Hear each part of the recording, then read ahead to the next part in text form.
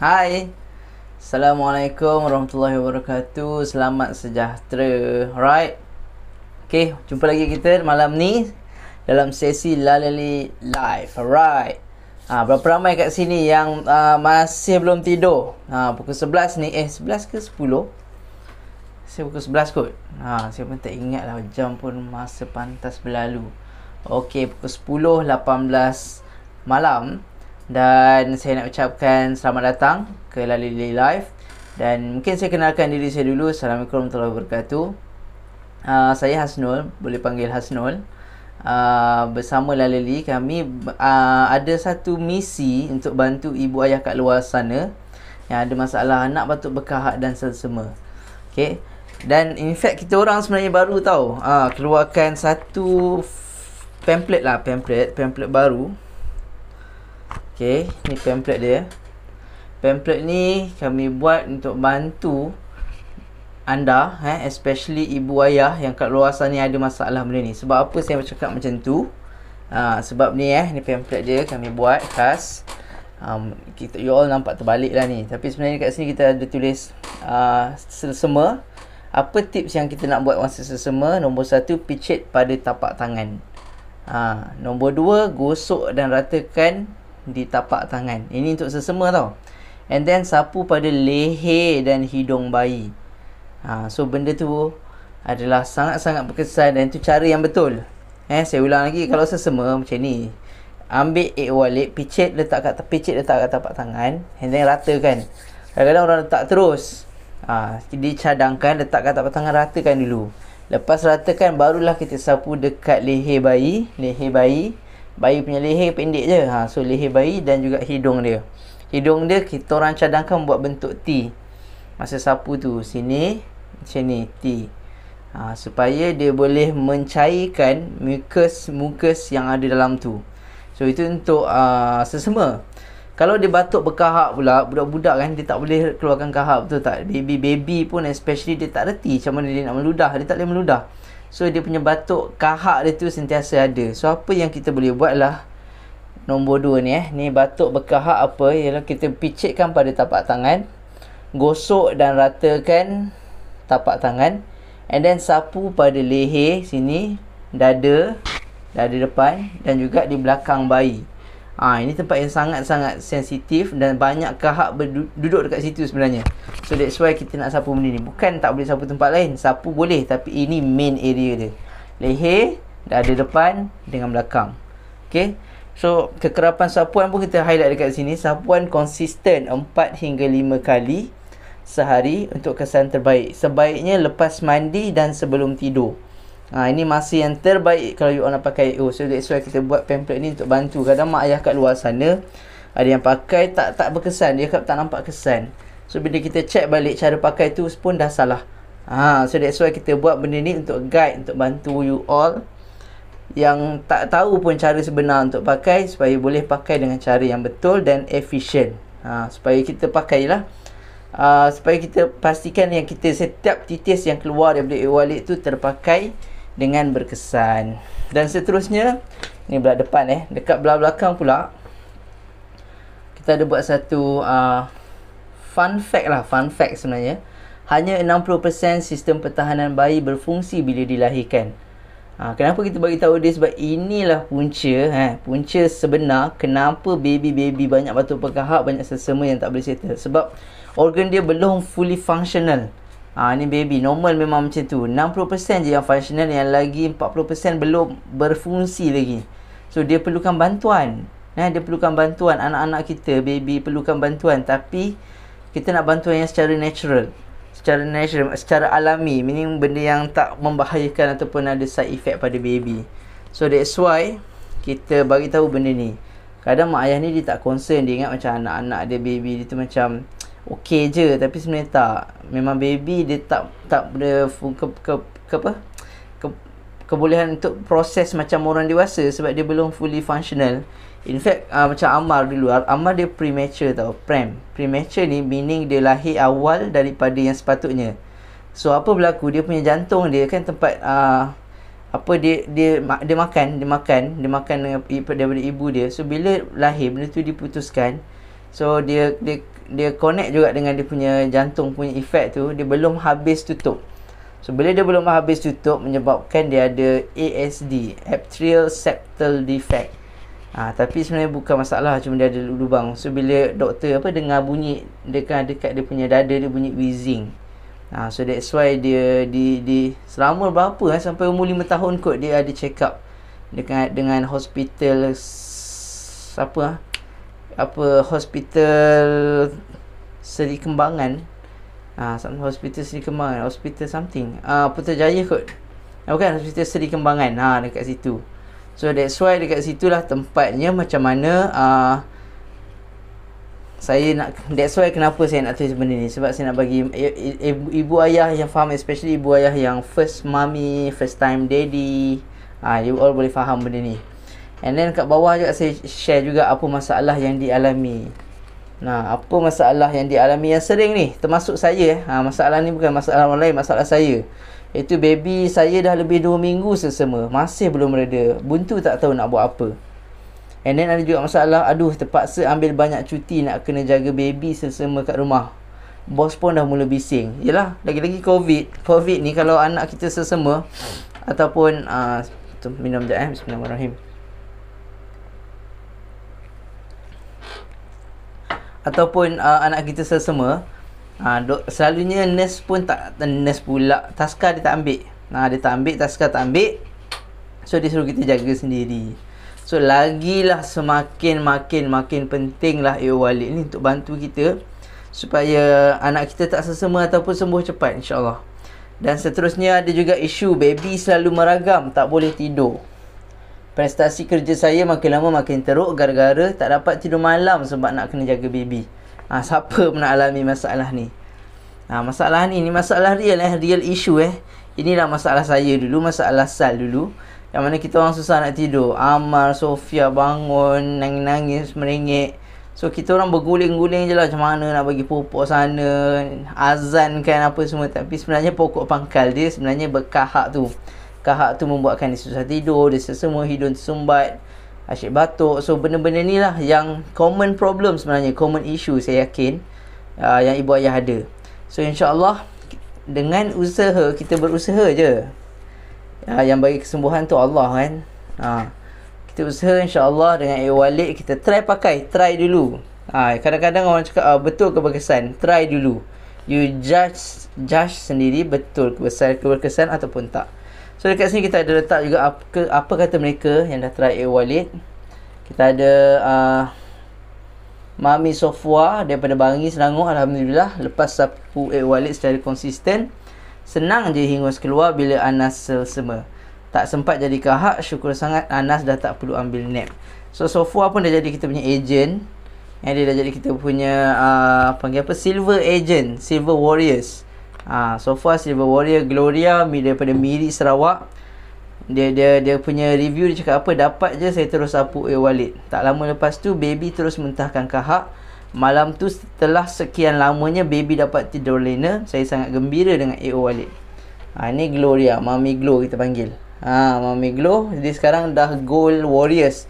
Dia orang ni yang jadi buat bisnes ni semua bukan sebab dia orang nak buat bisnes sangat. Sebenarnya dia sebab dia pakai. Bila dia pakai, dia rasa macam benda tu berkesan. Dan dia pakai, dia share. End up jadilah sebuah bisnes. Dan seterusnya kita ada Masnah. Pun kita punya silver warriors. Lepas anak masuk hospital sebab batuk dan selsema sampai kena tambah oksigen, saya serik. Syukur bertemu Walid. Anak saya tak pernah lagi masuk hospital lepas konsisten sapu Walid. So ni Masnah daripada Kota Kinabalu. So Masnah pun kita punya silver warrior, yang mana diorang ni betul-betul pakai dan betul-betul berkesan. Dan Alhamdulillah disebabkan benda tu, diorang berusaha untuk do something, untuk at the same time bina income keluarga hanya daripada Walid. So that's why kita dah siapkan benda ni. Kita bagi free je, kita bagi kepada kita punya team kita yang achieve last month, yang dapat restock last month, kita bagi secara free 100 orang. So kalau you all nak macam mana, kita tak jual. Nak, kena cari dengan team kita yang dah ada benda ni untuk diorang share pada you all kalau you nak. Okay, so let's talk about something yang mana sangat dekat di hati saya, Yang mana saya suka nak share benda ni, especially kepada usahawan-usahawan kat luar sana yang buat bisnes tapi stuck. Stuck, tak tahu nak buat macam mana. Sales tak jadi-jadi. Buat bisnes mungkin dah bertahun, 3 tahun, 4 tahun tapi tak jadi-jadi. So ini saya harap kalau siapa yang ada masalah ni, yang you kenal somebody ataupun seseorang yang mungkin ada juga masalah macam ni, so boleh share dengan diorang, bagi diorang tag nama diorang supaya dia boleh masuk dan dia dapat dengar dan dapat something untuk dia start ubah kehidupan dia, bisnes dia, dan jadikan satu income yang boleh mendatangkan kebaikan dan insyaAllah juga rezeki kepada family dia. Right? So, saya tak nak ambil masa yang banyak sebab bateri saya dah nak habis, tinggal 5% je tu. So, saya pergi laju. So, alright, first kali apa yang anda perlu buat sebagai usahawan yang nak letupkan sales, yang dah penat sales makin linear ataupun makin lama makin kurang, adalah you have to be active dalam social media, namely Facebook lah ataupun Instagram. Dua benda ni hardcore. Walaupun begitu, nak buat bisnes dekat Facebook tak mudah tak mudah sebab Mr. Mark Zuckerberg dia sangat bencikan iklan. So kalau kita buat bisnes dan kita buat memang 100% hard selling, memang alamat dia Facebook akan hidekan kita punya post, dia sembunyikan, letak jauh-jauh, kita tak nampak dah, customer tak nampak kita punya post. So dalam Facebook ni you have to be active, but bukan aktif buat iklan, active sharing, active give content, active give something, active interact. Itu maksud saya. That's why kita kena be active. Dan dalam masa yang sama, bukannya aktif pada personal, saya cadangkan anda aktif pada page. Sebab apa? Page you boleh pergi jauh, you boleh reach 100 millions daripada page. Kalau Facebook personal 5,000 je, that's it, 5,000 je. But kalau you pergi dekat Facebook page, you akan boleh go lebih. Kita boleh collect like, kita boleh collect apa lagi, trusted customer. So benda tu tak akan ada kalau kita hanya buat melalui personal. Okay, so tu nombor 1. Nombor 2 adalah please cipta you punya brand. Brand is important. Simple lah, saya bagi contoh simple. Maggi, saya rasa kalau saya hentak kepala saya ni dekat batu, nama orang lain mungkin saya lupa, tapi Maggi tu saya rasa saya mesti ingat lah. Kalau tunjuk Maggi, tu Maggi. Ni apa? Ni Milo. So you all rasa kan, apa brand yang sangat-sangat popular yang you all ingat sekarang? Nombor 1 ubat gigi apa? Mesti Colgate kan? Mesti Colgate. Dan nombor 2 apa? Bila nombor 2 kita tanya, mesti akan ada cakap apa, Darlie lah, mungkin apa, Fresh and White lah, apa benda semua tu. But number 1 selalu orang akan ingat Colgate, Milo, apa lagi, dan benda-benda ni lah, benda-benda ni lah yang sebenarnya dia boleh survive PKP ke tak PKP ke, sebab dia punya brand dah cukup kukuh. So tanya diri sendiri, walaupun you all dropship ni, tanya diri sendiri, adakah aku punya brand dah bagus? Adakah aku punya brand dah orang dah kenal? Adakah brand aku mudah untuk orang sebut? So benda ni kena tanya diri sendiri dan buat brand. Whatever lah, you all dropship ke, stokis ke, ataupun apa-apa business, you kena ada brand. Jangan buat kedai makan tepi jalan, nama kedai tu, come on lah, kan kita kan dunia dah maju, buatlah brand sikit.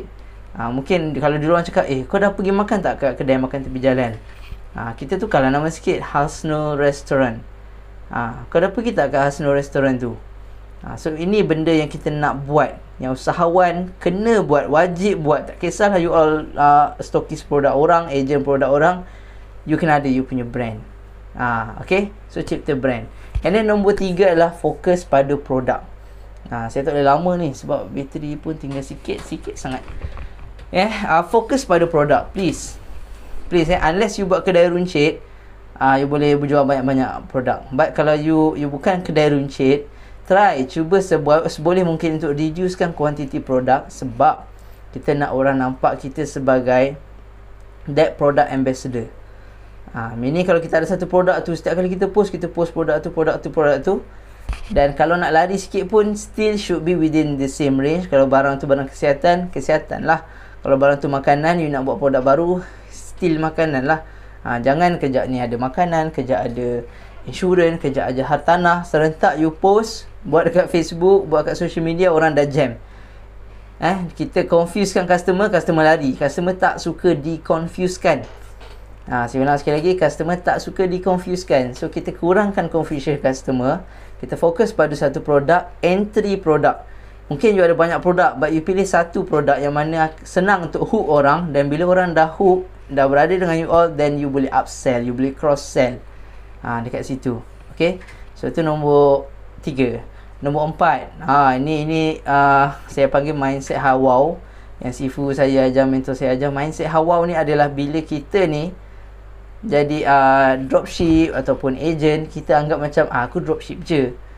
Please kalau you serius nak berjaya, you betul-betul nak bina income yang bagus, start berfikir sebagai founder. Walaupun you jual produk orang, kan, you kena anggap aku adalah founder kepada bisnes aku. Produk orang tu hanyalah supplier. You punya stokis ke, you punya HQ ke, itu adalah supplier. But produk tu, business tu adalah business kita. So bila you set mindset tu business kita, you akan start berfikir, you akan start buat business cara berbeza, tak sama dengan orang lain.